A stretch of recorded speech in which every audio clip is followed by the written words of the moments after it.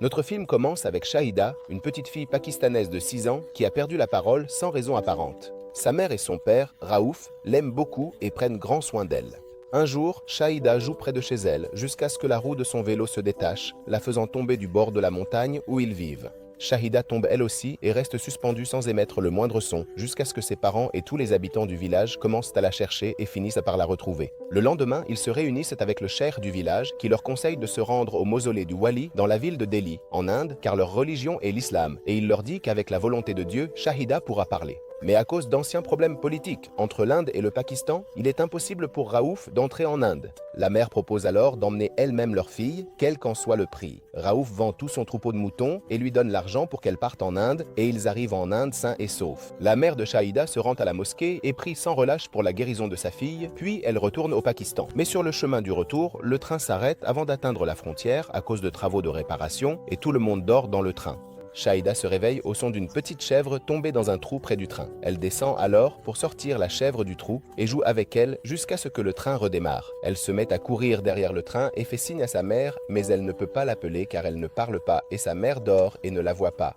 Le train entre sur le territoire pakistanais et Shahida voit un train devant elle, alors elle y monte dans l'espoir de suivre le train où se trouve sa mère. Mais ce train part dans la direction opposée et s'éloigne encore plus du Pakistan. La mère se réveille et ne trouve pas sa fille à côté d'elle. Elle se met à crier jusqu'à ce qu'elle tire la chaîne pour arrêter le train, puis elle descend chercher sa fille. Mais l'officier l'empêche de retourner en Inde car le train a déjà franchi la frontière et elle a désormais besoin d'un visa et de nouvelles procédures pour entrer. La mère comprend alors qu'il lui est impossible de retourner en Inde sans visa. Elle continue de pleurer et de crier jusqu'à ce que Raouf vienne la voir et lui dise que quelqu'un finira sûrement par la retrouver et s'occuper d'elle. Shahida se réveille au son de célébrations particulières, entourée de gens qui dansent tous autour d'elle.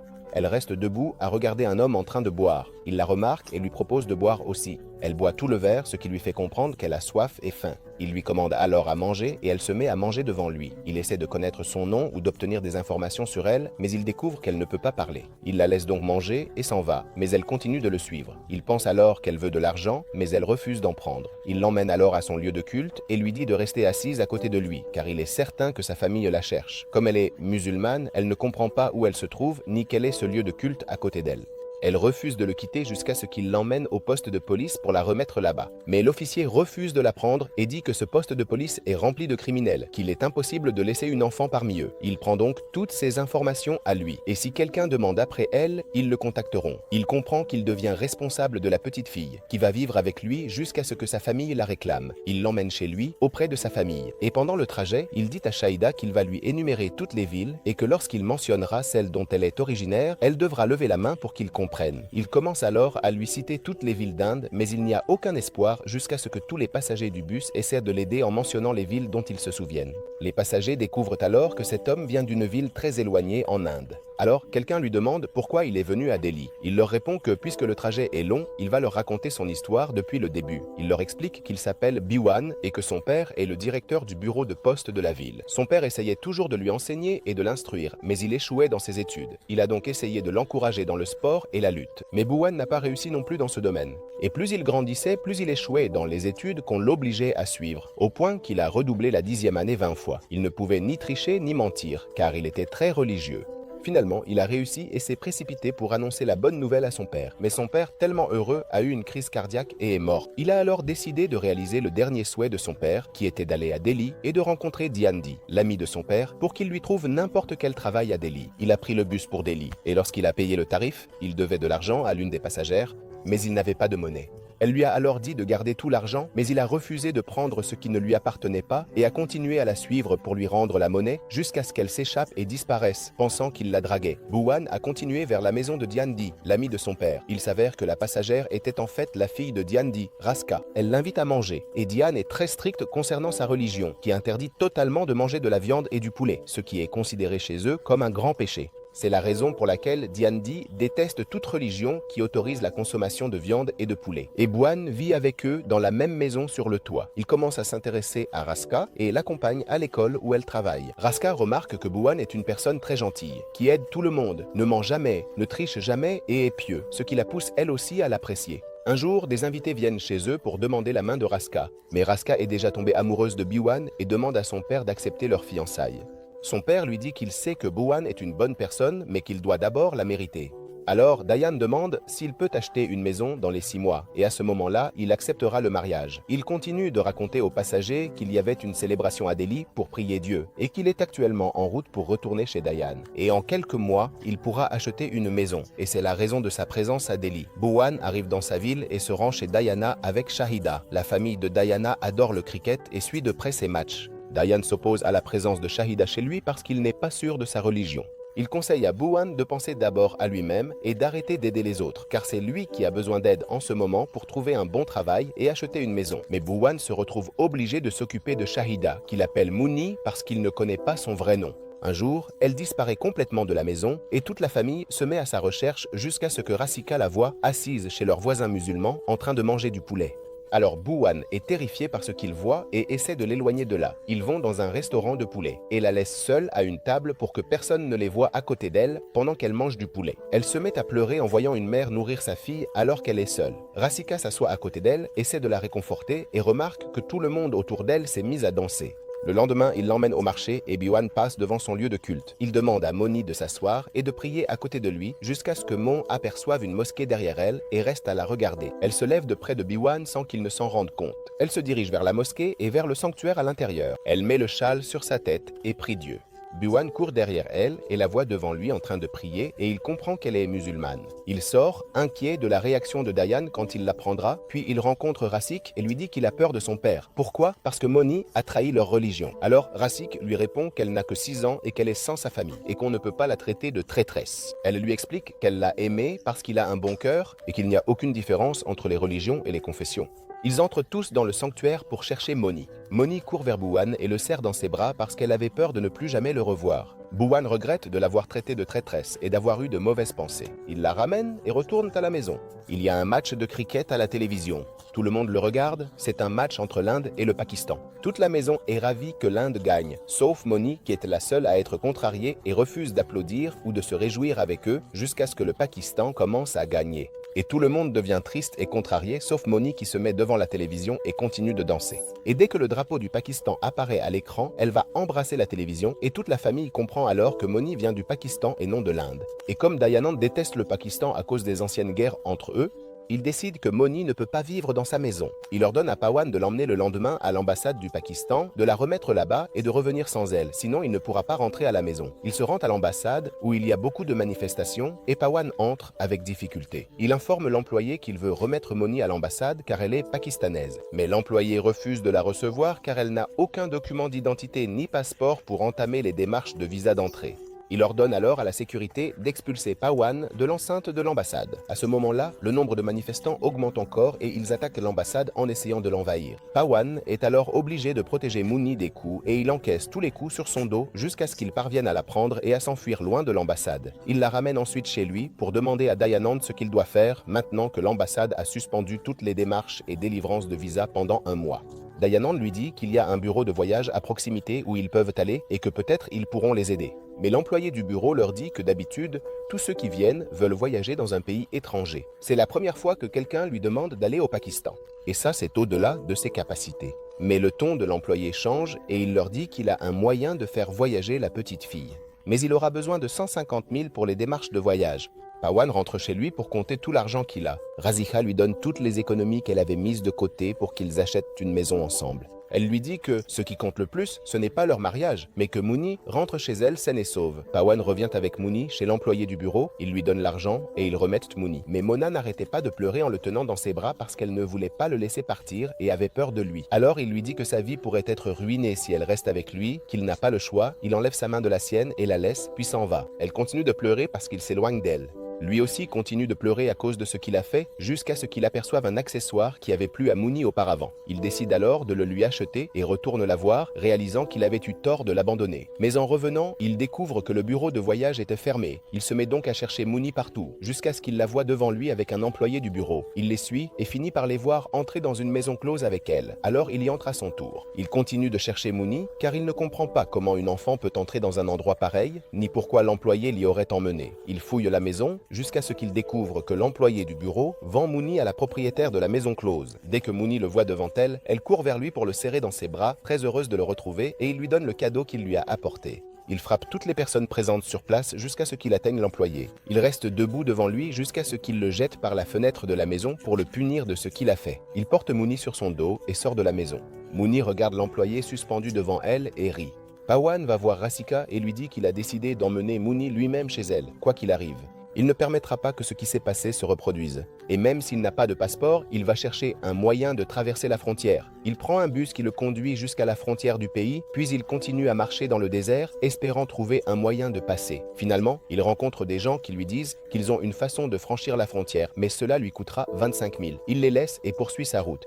Alors, un homme descend de la voiture et lui explique que la frontière est constituée de barbelés et d'une clôture électrique de 440 volts, ce qui est suffisant pour brûler toute personne qui la touche. Il lui dit aussi que s'il continue à marcher, il sera arrêté par les gardes frontières et qu'ils le tueront. Biwan est convaincu par les paroles de l'homme et lui raconte l'histoire de Manny. Il lui dit qu'il ne lui prendra que 25 000 et qu'il les considérera comme une seule personne au lieu de deux. Puis il s'approche de la frontière. La nuit tombe et une patrouille de l'armée pakistanaise passe à la frontière toutes les 10 minutes.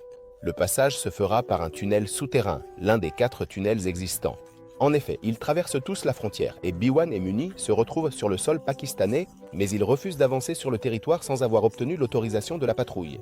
L'homme le prend alors pour un fou, s'enfuit et le laisse avant que la patrouille ne l'arrête. Biwan reste donc debout, attendant que quelqu'un passe pour lui donner l'autorisation, car il refuse de faire quoi que ce soit d'illégal. La patrouille s'approche de lui, l'encercle tous et l'officier leur demande leur identité.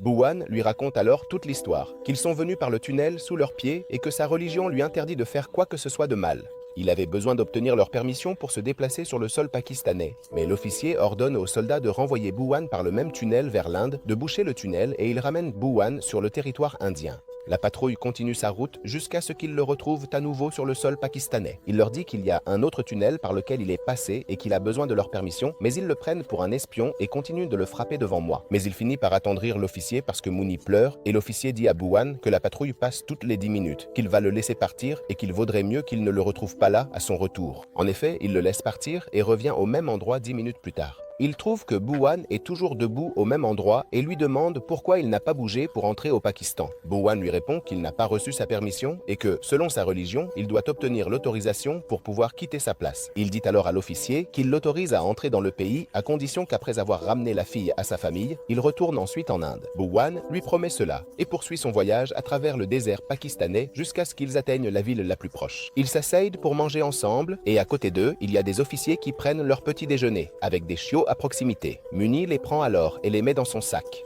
Biwan poursuit son voyage, mais il se fait rattraper par l'officier qui fouille leur sac et découvre les chiots dans le sac de Mooney.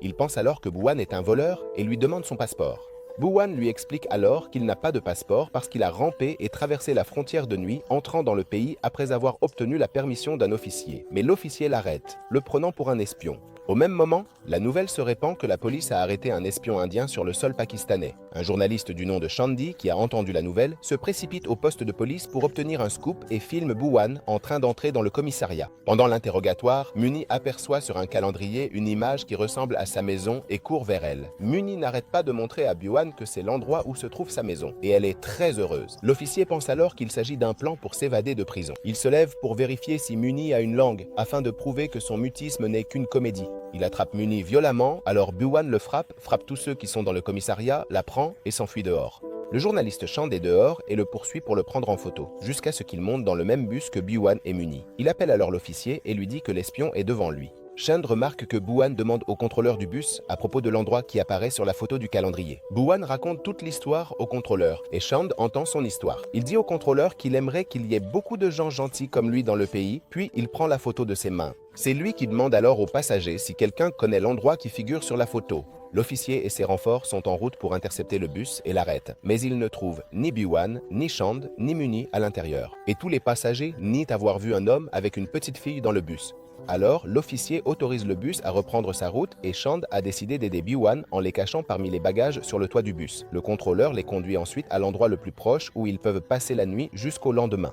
Bouwan se réveille et se retrouve à dormir dans une mosquée, ce qui le surprend et le fait sortir en courant. Il reste dehors jusqu'à ce que l'imam lui demande pourquoi il attend. Bouwan explique qu'il n'est pas musulman et ne peut pas entrer. Mais l'imam dit que la mosquée ne ferme jamais ses portes pour que chacun, quelle que soit sa religion, puisse entrer s'il a besoin d'aide. Il explique que l'islam ne fait pas de distinction entre les religions, puis il le fait entrer et lui demande des informations sur l'endroit de la photo. Il dit à l'imam que la photo vient de Suisse, car le nom du lieu est écrit en anglais au-dessus de l'image, et il perd espoir d'atteindre à nouveau cet endroit. Mais l'imam lui dit qu'il y a des montagnes semblables à celles de la photo dans la ville de Cachemire, et il leur fait porter un niqab pour dissimuler leur apparence. En effet, la police les recherche dans la région, mais l'imam parvient à passer les barrages, car ceux qui l'accompagnent ne sont pas reconnaissables. Puis ils arrivent à un chemin où Bouwan doit continuer à pied pour éviter les routes principales et la police. Et au même moment, Dayananda découvre que Bouwan va accompagner Moon lui-même et il se fâche contre sa fille parce qu'elle a permis à Bouwan de faire une chose pareille. Mais sa fille se dispute avec lui, car la raison, c'est lui et son fanatisme politique et religieux, et que les nouvelles de Bouwan ont disparu depuis qu'il est arrivé au Pakistan.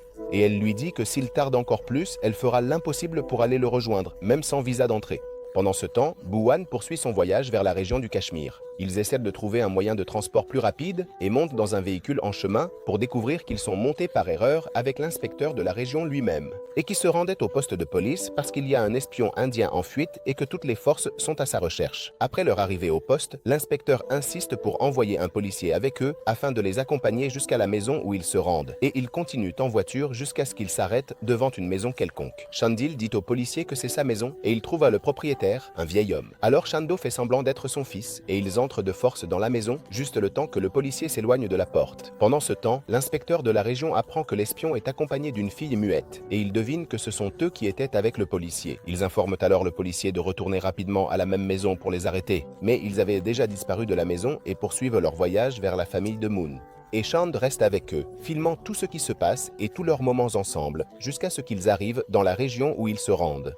Ils cherchent la famille de Moon partout, jusqu'à ce que Bouwan perde espoir de les trouver et envisage de se rendre à la police. À ce moment-là, c'est la police qui cherchera la famille de Moon plus rapidement. Mais Chand lui dit que s'il fait ça, il mourra en prison et Moon sera simplement placé dans un orphelinat. Alors Chand a l'idée de contacter la chaîne pour laquelle il travaille et de diffuser la vidéo qu'il a filmée sur eux. À ce moment-là, la mère de Moon pourra les contacter, alors il appelle le directeur de la chaîne et lui propose l'idée de la vidéo. Mais le directeur refuse l'idée et lui dit qu'ils sont une chaîne d'information, pas le sanctuaire du Wali pour accomplir l'impossible, puis il lui raccroche au nez. Bouwan demande alors ce qu'est le sanctuaire du Wali qui exauce les souhaits, et Chand lui explique que c'est un lieu béni où les prières des gens sont exaucées. Bouwan décide donc d'aller au sanctuaire et de prier lui aussi. L'assistant de Chand l'appelle au téléphone, mais l'officier l'a arrêté pour savoir où se trouve Chand.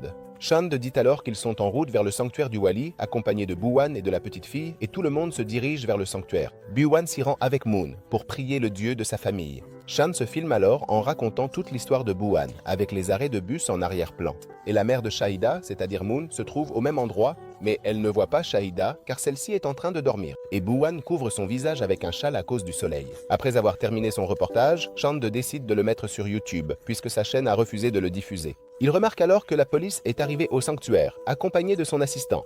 Alors il court vers Bouwan, réussit à le prévenir et il s'éloigne de la police. L'assistant appelle Chand et lui dit qu'ils se sont dirigés vers un autre sanctuaire pour détourner la police du lieu, et cela fonctionne.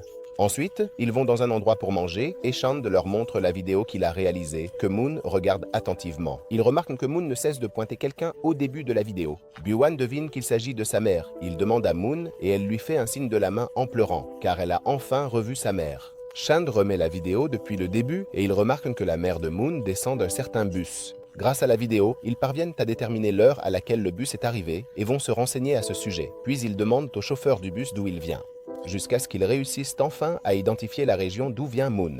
Ils sont ravis d'avoir trouvé la région et de pouvoir ramener Moon à sa famille.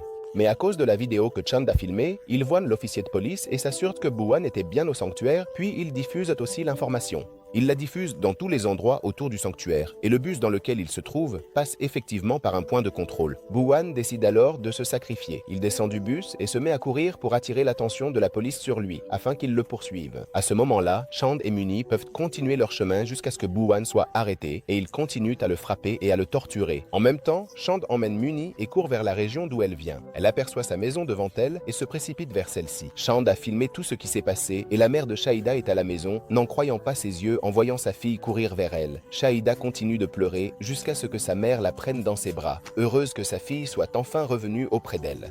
Chand tient la caméra et filme tous les moments entre Shahida et sa mère jusqu'à ce qu'il entende le bruit d'un coup de feu tiré sur Pawan alors qu'il tente d'échapper à la police. La vidéo de Pawan et Mouni se répand et un très grand nombre de personnes la voient en Inde et au Pakistan, y compris tous ceux qui connaissent de Pawan. La nouvelle fait la une de tous les journaux et l'affaire devient une question d'opinion publique. Mais la police refuse d'admettre son erreur et insiste pour torturer Pawan, même après qu'il ait été blessé à l'épaule, jusqu'à ce qu'il avoue de force qu'il est un espion. Chand reçoit alors un appel du policier responsable de la torture de Pawan. Il lui raconte ce qui se passe et Chand réalise une nouvelle vidéo dans laquelle il demande la libération de Pawan parce qu'il est innocent. Toutes les chaînes diffusent alors les nouvelles et les vidéos de Chand. Et Chand appelle à un sit-in à la frontière entre les deux pays pour obliger le gouvernement à libérer Pawan. Et en effet, à l'aube du lendemain, tous les gens des deux pays se rassemblent à la frontière, avec la présence de tous les médias pour couvrir l'événement en cours. Pawan apparaît alors avec l'officier sur le sol pakistanais, ayant été aidé à s'échapper derrière le dos des autorités. Chand court vers lui et lui dit qu'il a tenu sa promesse envers lui, que Moni est avec sa famille et que son nom est celui d'une martyre. Il pleure de joie d'avoir réussi sa mission et serre Chand dans ses bras pour le remercier de son aide. Il se dirige vers la frontière indienne et tout le monde commence à scander son nom. L'officier s'approche de la frontière et ordonne aux gardes d'ouvrir la frontière pour laisser passer Pawan. Mais le garde dit qu'il a reçu l'ordre de l'arrêter, et malgré les ordres qu'il a de ne pas ouvrir la porte. Mais le nombre de gardes est faible face aux milliers de personnes présentes devant lui, et il ne peut pas ouvrir la porte, mais il peut se retirer avec les autres gardes. Le peuple pakistanais se rue alors sur la porte et la brise pour ouvrir le passage à Pawan afin qu'il puisse traverser en toute sécurité. Shahida arrive pour retrouver Pawan et court vers lui pour le voir avant qu'il ne franchisse la frontière. Et à ce moment-là, il se peut qu'elle ne le revoie jamais. À ce moment-là, Pawan a déjà franchi la frontière pakistanaise et se dirige vers la frontière indienne, où Rasika l'attend aussi. Shahida émerge alors de la foule. Elle continue de faire signe à Pawan, espérant qu'il la remarque et la voit, mais comme elle ne peut pas parler, elle n'arrive pas à l'appeler. Mais soudain, elle parvient à appeler Pawan. Sa voix se fait entendre, et c'est la première fois qu'elle parle. Pawan la regarde alors et la voit enfin devant lui après qu'elle ait enfin prononcé des mots. Elle est très heureuse qu'il l'ait vue et qu'il soit revenu vers elle. Pawan court vers elle et parvient à la rejoindre sur la ligne de démarcation entre les deux pays. Puis il la serre dans ses bras.